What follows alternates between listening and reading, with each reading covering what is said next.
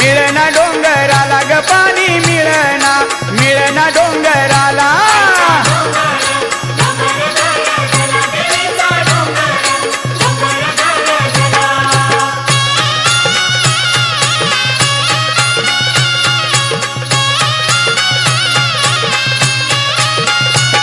ही सत्वाची अंबाबाई दयाळू अंबाबाई पाणी आणील डोंगराला ग पाणी आणील पातळाला